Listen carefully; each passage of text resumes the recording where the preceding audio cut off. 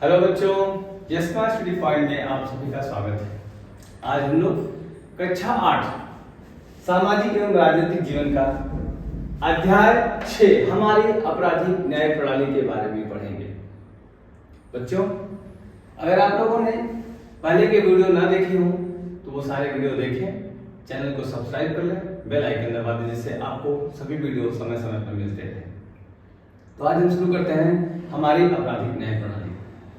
बच्चों, हम लोग रोजमर्रा की जिंदगी में देखते हैं कहीं कोई घटना, दुर्घटना, चोरी या कोई एक्सीडेंट जैसी घटनाएं होती हैं तो हम सबसे पहले पुलिस को सूचना देते हैं।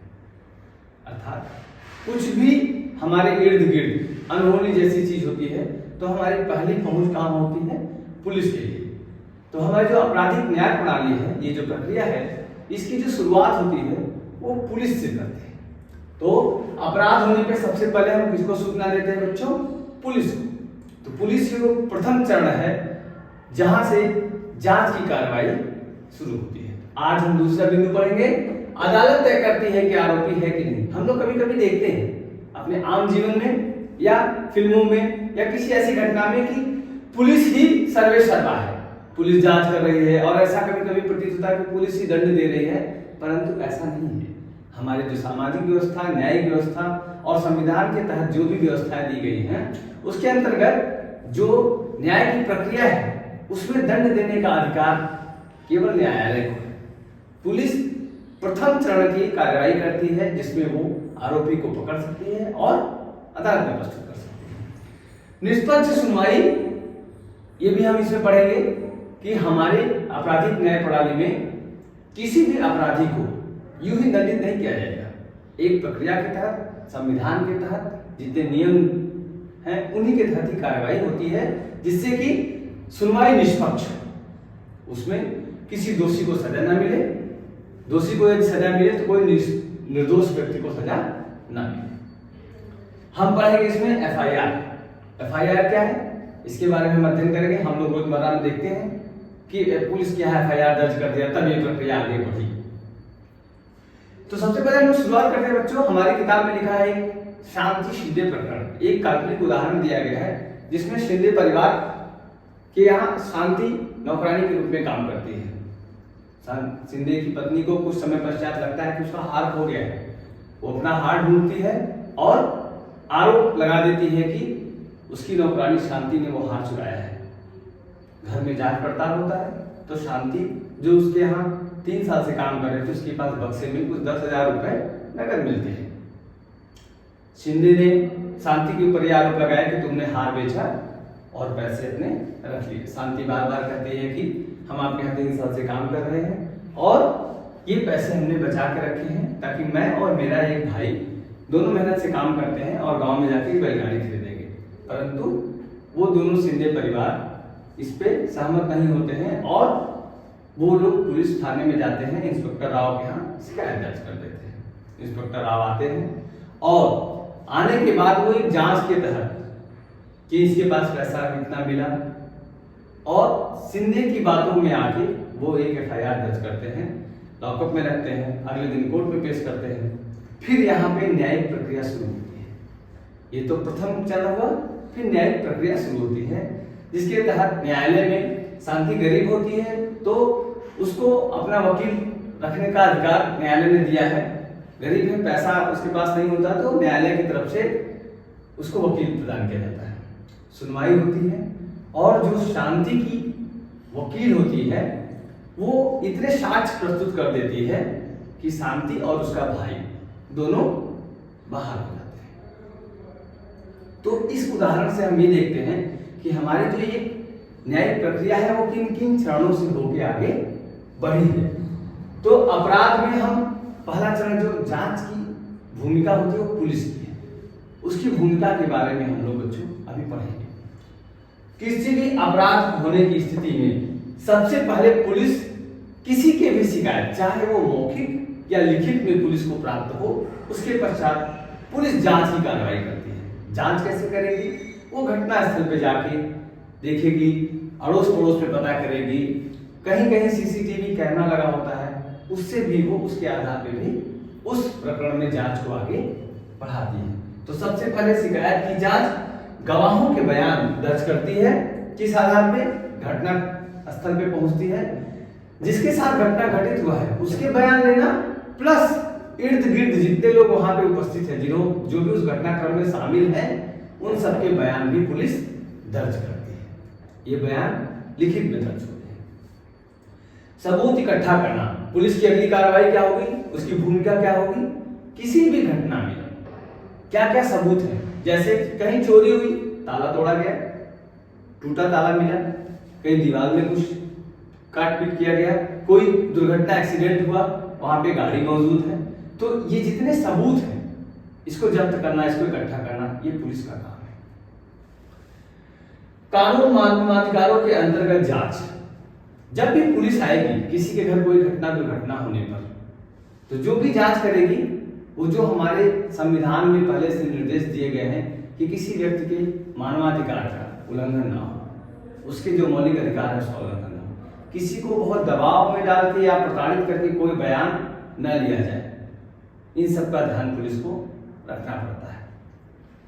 सर्वोच्च न्यायालय के दिशा निर्देशों का पालन, चूंकि पूरे देश में पुलिस तंत्र है और सबकी भूमिका रहेगी जांच करने की, तो सब किसके द्वारा गवर्न होंगे? सर्वोच्च न्यायालय, सुप्रीम कोर्ट के द्वारा जो भी दिशा निर्देश दिए गए हैं, बच्चों भी आगे पढ़ेंगे भी, उसका पालन पुलिस को करना पड़ता है। क्यों करना पड़ता है? कभी कभी पुलिस भी कुछ ऐसे कृत्य करती है जिससे उसके ऊपर उंगली उठती है, तो न्याय की प्रक्रिया जो है वो बाधित हो सकती है, निष्पक्ष सुनवाई नहीं हो पाती, निष्पक्ष किसी को न्याय नहीं मिल पाता है। तो ऐसे में न्यायालय, सर्वोच्च न्यायालय ने दिशा निर्देश दिए हैं कि पुलिस किन किन कार्यों को करेगी और किन कार्यों को नहीं करेगी। अगला हम देखते हैं बच्चों, अनुच्छेद 22 द्वारा प्रदत्त किसी भी गिरफ्तार व्यक्ति के पास क्या अधिकार है।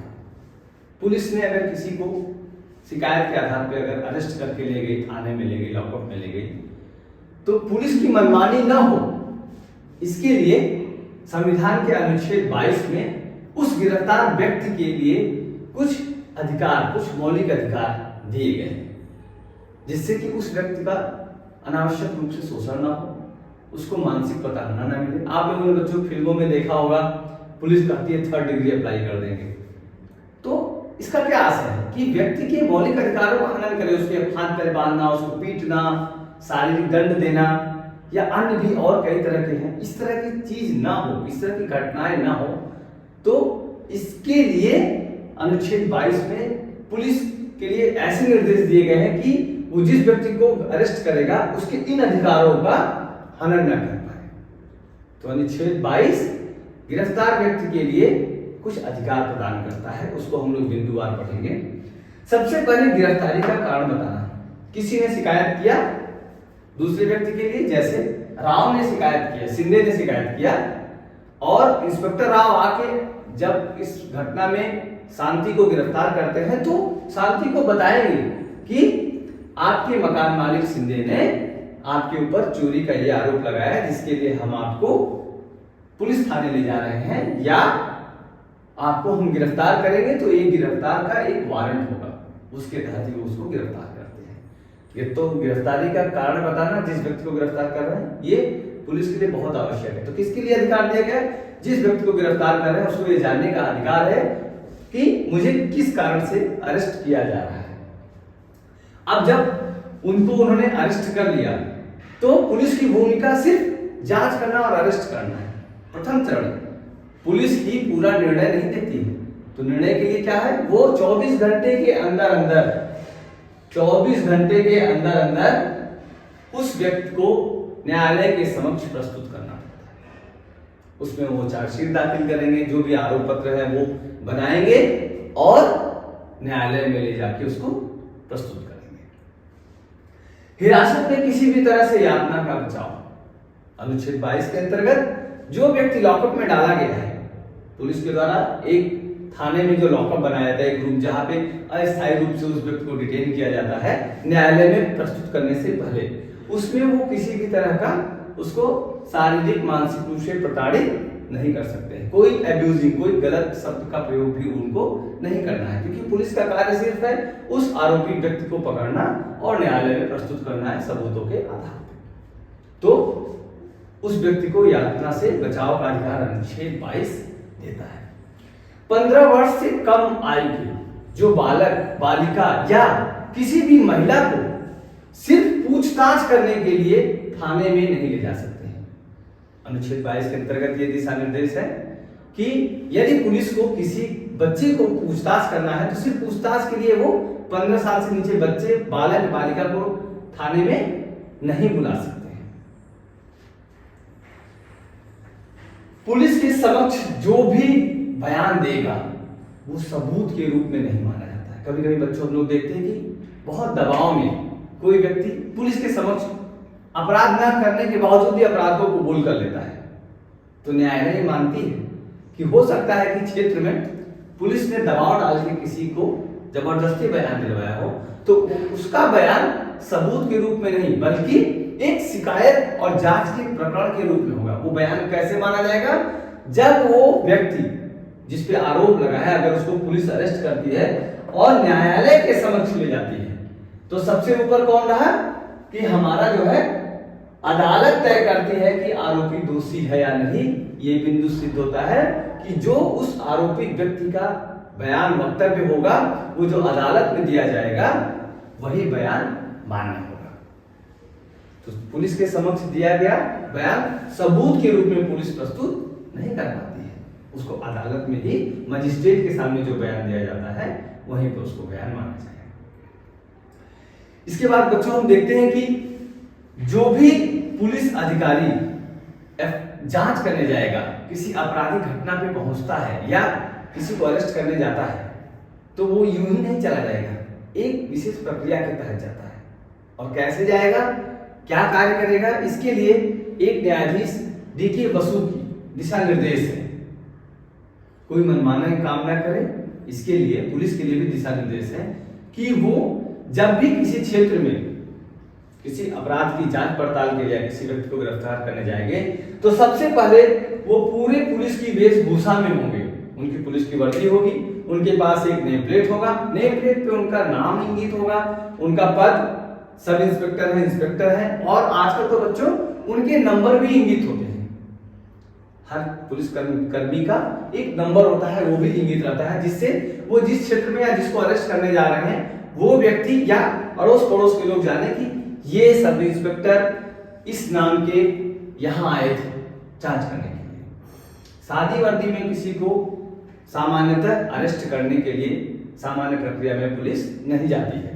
तो पहला जो डीके बसु का दिशा निर्देश है उसमें पुलिस जो है वो प्रॉपर यूनिफॉर्म में, फुल यूनिफॉर्म में जाएगी, नेम प्लेट और नाम नंबर के साथ। अरेस्ट मेमो पर समय और तारीख का बयान, जो भी अरेस्ट मेमो पुलिस एक कागजी कार्रवाई करके ही जाती है उसमें इसका वर्णन करेगी कि किस समय की घटना है, किस समय शिकायत की गई और किस समय वो व्यक्ति को अरेस्ट करने गए, इसका उल्लेख होना जरूरी है। कागजी कार्रवाई पुलिस के लिए भी बहुत जरूरी है, वो इस दिशा निर्देश के अंतर्गत आता है। यदि पुलिस ने किसी व्यक्ति को अरेस्ट कर लिया तो हम तीसरे बिंदु के तहत देखते हैं कि उसके संबंधी को, रिश्तेदार को या उसके किसी परिचित को ये सूचना देना पुलिस का कार्य होगा कि मैं इस व्यक्ति को इस अपराध के लिए अरेस्ट करके ले जा रहा हूं। ऐसा नहीं कि कोई आया, पुलिस के लोग आए और किसी को पकड़े और लेके चले गए, नहीं, उसका पूरा वर्णन किस संबंधी व्यक्ति को, इस व्यक्ति को अगर अरेस्ट किया है तो इसके किस रिश्तेदार को सूचना दिया गया। यदि वो रिश्तेदार उस शहर में या नजदीक में नहीं है तो ये पुलिस की जिम्मेदारी बनेगी कि 8 से 12 घंटे के अंदर, 8 से 12 घंटे के अंदर अंदर उस आरोपी व्यक्ति के किसी भी रिश्तेदार को सूचना अवश्य दे दें। और आजकल तो बच्चों ऐसा हम लोगों के पास उपकरण है, सबके पास मोबाइल है, कि इसमें 8 से 12 घंटे का समय लगने का मतलब ही नहीं है। तुरंत तत्काल सूचना उसके रिश्तेदार को, पुलिस को देना अनिवार्य है। तो डीके बसु के दिशा निर्देश पुलिस को क्यों दिए गए कि पुलिस कोई मनमानी कार्रवाई ना करे, अपराध हो तो रोके, जांच करे, लेकिन संविधान के द्वारा दिए गए दिशा निर्देश कानूनों के अंतर्गत ही करे। इसके बाद बच्चों हम लोग देखते हैं कि पुलिस अगर कोई कार्रवाई करती है तो उसका पहला चरण क्या है। ऐसे नहीं कि किसी ने शिकायत किया और पुलिस आई उसको पकड़ के ले गई, नहीं।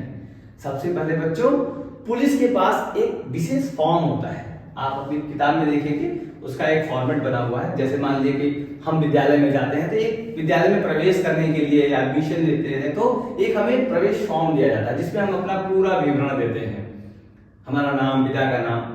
तो वो हमारी एक पहचान के रूप में एक डॉक्यूमेंट अभिलेख विद्यालय में उपस्थित रहता है। हम कितना पढ़ के आए हैं, हमारा दूरभाष क्या है, हमारा पता क्या है। उसी तरह पुलिस कोई भी कार्रवाई करने जाएगी तो सबसे पहले वो एफआईआर दर्ज करती है। एफआईआर मतलब फर्स्ट इंफॉर्मेशन रिपोर्ट, हिंदी में कहेंगे प्रथम सूचना रिपोर्ट या प्राथमिकी भी कभी इसको कहते हैं। ये वो पहला चरण है जिसमें पुलिस के पास या तो कोई मौखिक सूचना दे दे, फोन करके दे दे, या आप जाके लिखित में शिकायत दें। तो पुलिस पहले क्या करेगी, उस विशेष अपने फॉर्म के ऊपर किस समय किस व्यक्ति ने किस गांव स्थान की कौन सी घटना का जिक्र किया है उसको दर्ज करेगी। एफआईआर रिपोर्ट होने के पश्चात पुलिस की अगली कार्रवाई होती है पड़ताल करना, जांच करना। घटनास्थल पे पुलिस पहुंचेगी अपने दल, अपने टीम के साथ, और वो जांच करती है कि चोरी की घटना हुई है, मारपीट हुआ है, हत्याकांड हुआ है, जो भी कुछ हुआ है इसकी जांच पुलिस तभी आगे बढ़ती है जब वो एफआईआर की पूरा फॉर्म भर लेती है और उसके पश्चात ही बच्चों वो एफआईआर की पड़ताल करती। अगले प्रकरण में देखते हैं कि यदि कोई शिकायत करने थाने पहुंचा तो पुलिस ने जो अपना एफआईआर का फॉर्म भरा है उसकी एक नकल, फोटोकॉपी वो उस शिकायतकर्ता को देगी। जैसे उदाहरण के लिए हम लोग देखें बच्चों कि सिंधे वाले प्रकरण में अगर सिंधे गए थाने में रिपोर्ट किए तो रिपोर्ट की एक प्रति सिंधे को मिलती है। तो यहाँ पे सिंधे क्या हो गए हैं, पीड़ित पक्ष है कि सिंधे का सामान चोरी हुआ। हम ऐसे देखते हैं जब फाइनल इसका रिजल्ट आया न्यायालय में तो देखेंगे कि अंततः पीड़ित कौन रहा, पीड़ित रही वो शांति। लेकिन पुलिस के हिसाब से जो पुलिस के पास सबसे पहले जाता है वो व्यक्ति पीड़ित कहलाता है, जिसके साथ एक्सीडेंट हुआ, दुर्घटना हुई, वो पीड़ित हुआ। तो वो जो एफआईआर करने जाएगा उसको पुलिस एक उसकी नकल देती है, फोटोकॉपी के रूप में देती है कि आपने ये हमें कंप्लेन दिया, ये आप इसकी, ये किस लिए भी देते हैं कि कल को कोई कार्रवाई ना हो। आप लोग देखते हैं कि इतने एफआईआर दर्ज हैं और पुलिस ने कार्रवाई नहीं करी, तो जो प्रति हमारे पास है, पीड़ित के पास है, शिकायतकर्ता के पास है, उसके आधार पे वो कहीं अन्य जगह उच्च अधिकारियों के पास जा सकते हैं कि मेरा एफआईआर हुआ है और पुलिस ने कार्रवाई नहीं की। इसके लिए उसको नकल देना आवश्यक होता है। तो बच्चों संज्ञेय अपराध की सूचना मौखिक और लिखित दोनों हो सकते हैं। जैसे कहीं कोई हत्याकांड हो गया तो उसकी सूचना पुलिस को लोग फोन से भी दे सकते हैं या लिखित में भी जाके दे सकते हैं। किसी भी घटना के लिए आप लोगों को ये अधिकार है कि आप लोग उसकी सूचना पुलिस को दे, वो चाहे मौखिक दें या लेकिन उसमें पुलिस को एफआईआर दर्ज करके कार्रवाई करनी पड़ती है। 24 घंटे में कोर्ट में पेशी बच्चों, ये क्यों बहुत ज्यादा दूसरी बार रिपीट किया गया कि ऐसा नहीं कि पुलिस मनमाना करे, किसी को भी ले जाए लॉकअप में अपने यहाँ थाने में बंद करके रख दे, नहीं। पहले तो बच्चों ऐसा नहीं है कि पुलिस ने बहुत उसकी मार पिटाई करी हो, उसके साथ मौलिक अधिकारों का हनन किया हो, ऐसा भी पुलिस नहीं कर सकती। इसीलिए कोर्ट में प्रस्तुत होने से पहले उसका एक मेडिकल का जांच होना भी जरूरी है कि ये व्यक्ति स्वस्थ है, ऐसा तो नहीं इसको खूब पीट पाट के बयान लिया गया हो, इस तरह की कोई घटना ना हुई हो। और समय निर्धारित कर दिया गया कि 24 घंटे में जो भी जांच की प्रक्रिया आप करके तब उस अपराधी को न्यायालय में प्रस्तुत करें। तो बच्चों एफआईआर के अंतर्गत ये सारे बिंदु हम पढ़ लिए। इसके बाद आता है बच्चों इस पूरी न्यायिक प्रक्रिया में हम लोगों ने देखा पुलिस ने जांच किया, न्यायाधीश के सामने प्रस्तुत करना है, परंतु किसी को न्यायाधीश के सामने प्रस्तुत किया गया और वो अपना पक्ष रखने में समर्थ नहीं है तो क्या उसको न्यायालय में उसको दंड दे दिया जाएगा? नहीं। न्यायाधीश की तरफ से, हमारे संविधान की तरफ से ये प्रावधान किया गया है कि यदि कोई व्यक्ति अरेस्ट होकर आया है और वो अपना पक्ष अपने वकील के माध्यम से नहीं दे पाता है तो क्या होता है बच्चों, न्यायालय उसको अपने खर्चे पे, सरकारी खर्चे पे वकील मुहैया कराता है। जैसा बच्चों हम लोगों ने जो उदाहरण देखा था सिंधे वाला, उसमें देखिए शांति के पास इतने पैसे नहीं होते कि वो अपना वकील करे, तो न्यायालय ने एक वकील को शांति के प्रकरण को रखने के लिए, शांति का पक्ष रखने के लिए न्यायालय में नियुक्त करता है। वो वकील, सरकारी वकील जो होगा, वो सरकारी वकील उस पीड़ित व्यक्ति के साथ जिस पे दोष लगा है, जिसके पास ये वकील हायर करने के लिए पैसे नहीं होते हैं, उसका पक्ष रखते हैं।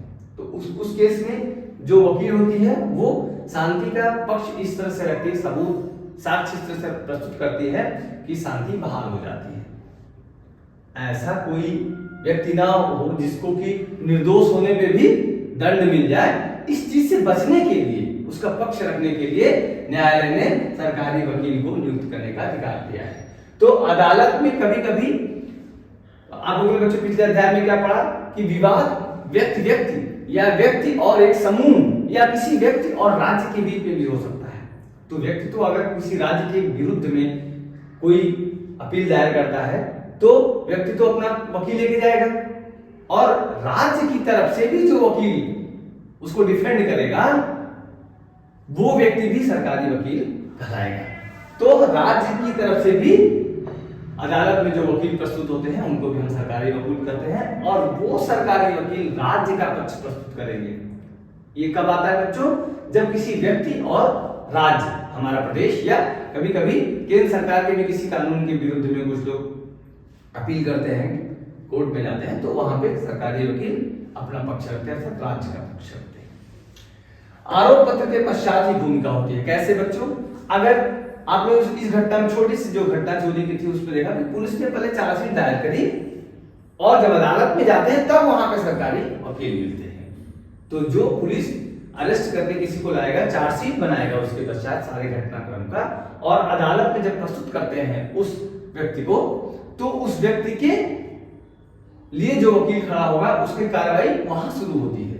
वहां पे वो व्यक्ति अपना उस व्यक्ति के बचाव में वकील सारे साक्ष्य प्रस्तुत करता है।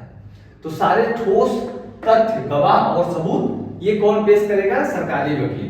किसी व्यक्ति विशेष के बचाव के लिए वो सारे सबूत प्रस्तुत, वो जांच की प्रक्रिया में नहीं हिस्सेदार होता है वकील, परंतु वो किस कार्य में लगेगा कि जिसको बचाना है उसके लिए वो कुछ लिखित साक्ष्य प्रस्तुत करता है मजिस्ट्रेट के सामने, न्यायालय के सामने, या कुछ और गवाहों को भी बुलाता है। जैसे शांति के प्रकरण में क्या हुआ, उसका भाई एक तरह से उसमें गवाह बना, तो जो सरकारी वकील थी मिसेस राव, उन्होंने उसके भाई के भी बयान के आधार पे कि ये 3 साल से आपके यहाँ नौकरी कर रही, किसने इतना पैसा बचाया होगा, उस प्रकरण में शांति इसी तरह छूटी। दूसरी बात, उस सरकारी वकील ने यह भी प्रस्तुत किया कि चोरी करके अगर हार को बेचा है तो कहाँ बेचा है, ये सिंधे के वकील सिद्ध नहीं कर पाए। तो इन सब सबूतों के आधार पे न्यायाधीश निर्णय लेते हैं कि यह व्यक्ति निर्दोष है, इसको दंड नहीं दिया जाना चाहिए, या कभी कभी पुलिस द्वारा सारे जो सबूत प्रस्तुत किए जाते हैं वो पर्याप्त होते हैं उसको दोषी सिद्ध करने के लिए, तो उसको दंडित भी किया जाता है। अब आता है बच्चों न्यायाधीश की भूमिका। हम लोगों ने पूरी न्यायिक प्रकरण में पुलिस की भूमिका देखी, सरकारी वकील की भूमिका देखी, और जो मुख्य है न्यायाधीश, न्यायालय का जो न्यायाधीश होगा वही निर्णय देगा। तो न्यायाधीश की भूमिका में सबसे पहले हम ये समझें कि अगर हम किसी खेल को खेल रहे हैं, 2 टीमें हैं, किसी एक बात में विवाद हो गया तो वो निर्णय पे कैसे पहुंचेंगे? अंपायर की मदद से। क्रिकेट के गेम में देखते हैं आप लोग अंपायर, बैडमिंटन में देखेंगे, फुटबॉल में देखेंगे, हर जगह एक खेलों के एक अंपायर निर्धारित होते हैं। कोई विवाद होने पे वो अंपायर ही निर्णय देंगे कि कौन सा व्यक्ति गलत किया है, किसको पॉइंट मिलना चाहिए।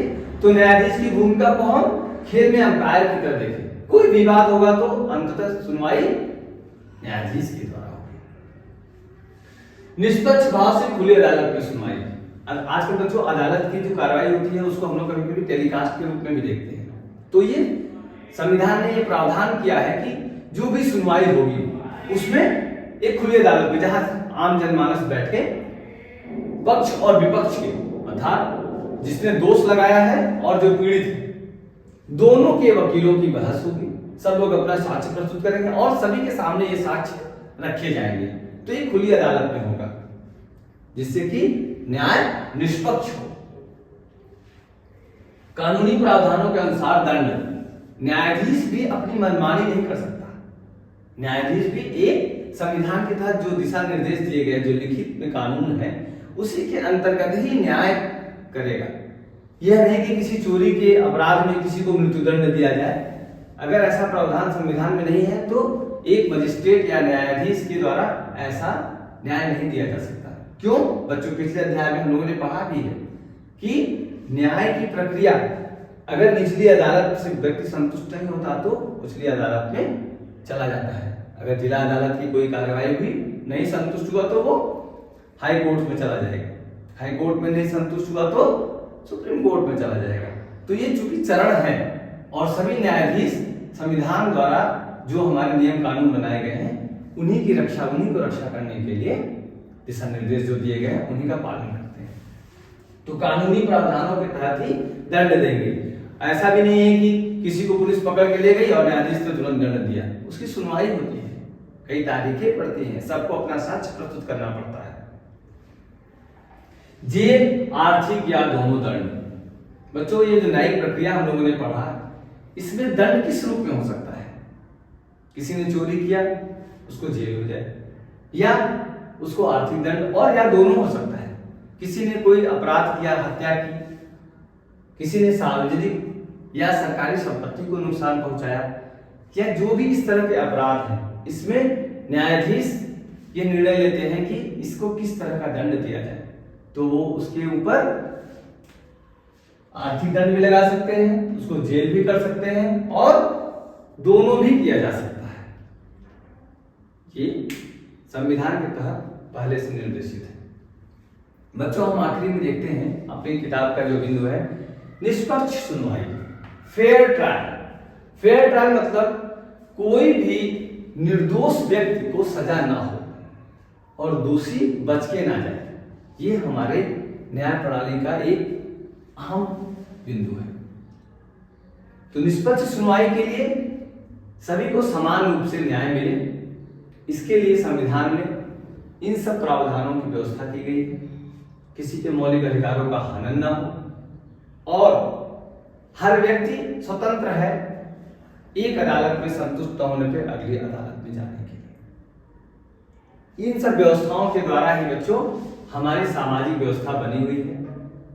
पुलिस तंत्र अपना कार्य करता है, न्यायालय दोषियों को दंडित करता है। इस अध्याय को बच्चों पूरा आप लोग वीडियो देखें। इसके पूर्व की वीडियो को अगर न देखे हो तो आप लोग वीडियो को सब्सक्राइब कर लें। इस बच्चों, इस पे एक हम लोगों ने एक एफआईआर पढ़ा।